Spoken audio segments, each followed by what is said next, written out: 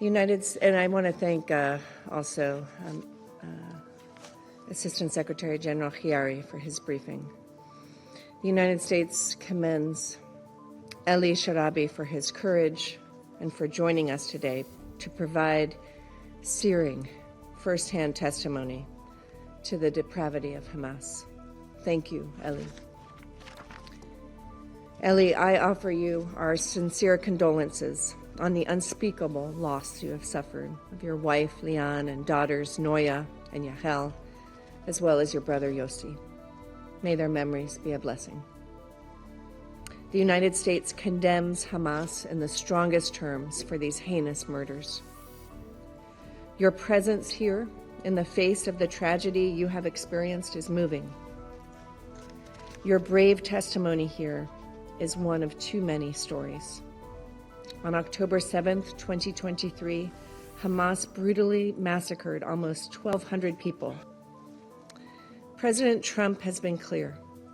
Hamas must release all hostages immediately, or there will be hell to pay. 5 Americans still need to come home. Idan Alexander can still return to his parents' arms, but Hamas continues to hold the bodies of Itay Chen, Gadi Hagai, Judy Weinstein Hagai, and Omer Nutra, all brutally murdered in Hamas captivity. Another 54 are held in Hamas tunnels and must be released immediately. Hamas bears sole responsibility for the war and the resumption of hostilities. Fighting could end tomorrow if Hamas released hostages and laid down its arms. As Secretary Marco Rubio put it, this is an outrage. The pillars of America's approach remain resolute.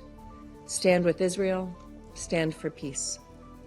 Madam President, Hamas has refused all attempts to extend the ceasefire in recent weeks, including a bridge proposal that would have provided calm beyond Ramadan and Passover and allowed time to negotiate a framework for a permanent ceasefire.